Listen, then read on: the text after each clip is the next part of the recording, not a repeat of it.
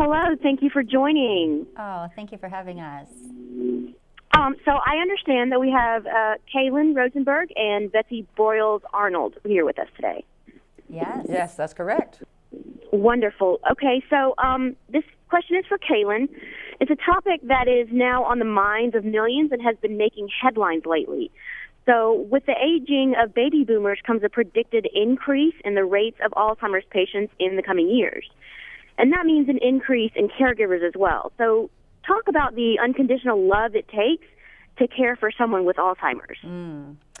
Yeah, there are, I think 15 million at least caregivers right now, not including their families, that are really working with and loving on a loved one that has, that has Alzheimer's disease. And it's not an easy feat. It's one that really, as a loved one, we're not expecting. And primarily more so because there is a role reversal that takes over.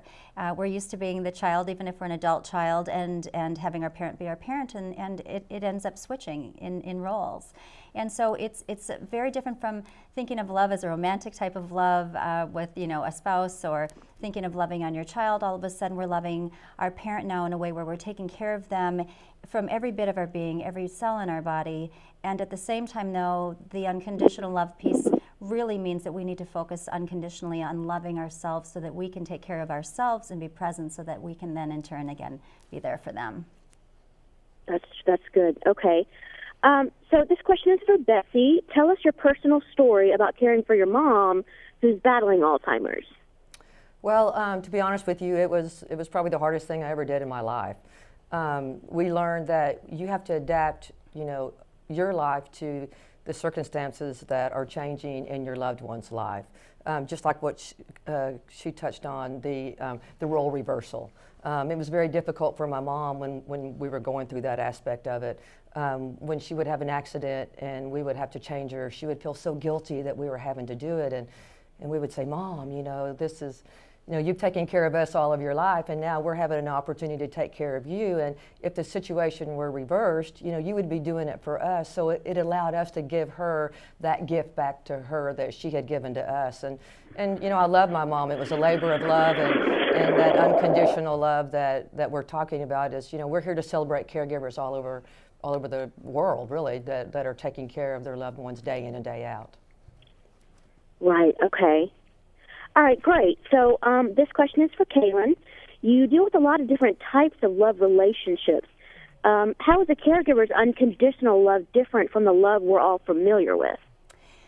Well, yeah, it's it's a heavy-duty love, and it's the type of love that we're not expecting to be in the position of giving, of going to. It's not a simple type of love. It takes every bit of our energy, every bit of who we are. It at times can almost feel exhausting for the loved one, or for the caretaker, I should say, or the caregiver. And so once again, I say, geez, it is just so absolutely necessary to go out and to get as much information as you can, to gain as much knowledge as you can, so that you have the power and the insight and the support to do everything that your heart wants to do. So it's an undescribable type of love, but unconditional, I think, is definitely the perfect word for it, and we need more of it, that is for sure. That's definitely true. Definitely. All right, so this question is for Betsy. How did you cope and care with the changes happening when your mom's condition got more challenging over time? Well, I think what we learned in our experience is that your attitude is your greatest asset. We always tried to look at taking care of my mother as a privilege, and so that made it positive. And the other thing is, I think it's important that you know your opponent, that you educate yourself. This is a disease that it's critical that you educate yourself on. So there's a wonderful website. It's called Alzheimer's UnconditionalLove.com that you can go to and get all kind of resources that will help the caregiver and people who are learning about Alzheimer's disease. I think it's critical that you go to your family, physician and talk to them and let them help you through this process. And then we also wrote a book after my mom passed away. It's called Coach Broyles' Playbook for Alzheimer's Caregivers, and it's actually in 11 languages, and it helps caregivers understand the disease, the stages, and also how you care for someone with Alzheimer's. Oh, great. Okay. And this also is for you, Betsy. What were the resources you used to help educate yourself about caregiving, and what can others learn from you if they have a loved one suffering from Alzheimer's?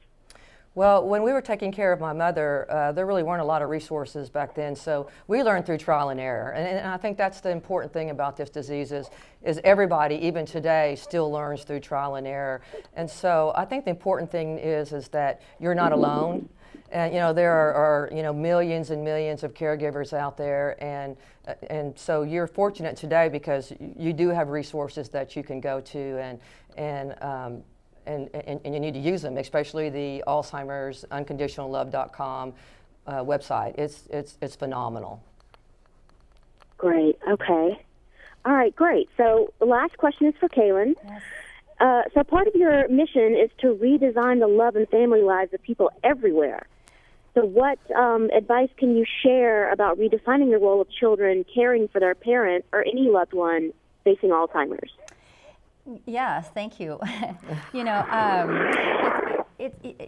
talk about it taking a village to raise a child, right? And we really, it's about our community. It's about learning to love on one another and the energy of love really worldwide. We need to start looking into, seeking to understand, being curious to see what is going on behind each person and the pain that they might be experiencing. Because when we get into talking about the role of the children, whether younger or adult, that is really the care provider for the person struggling with this disease, they feel very lost and very alone, and many times they just can get lost within the experience. And so once again, if we can all seek to love one another, love on each other, and then put that energy out into the world, I think that it can bring more peace to all of us, and hopefully make this a little bit easier for everyone that is involved, whether we are personally touched by it or not.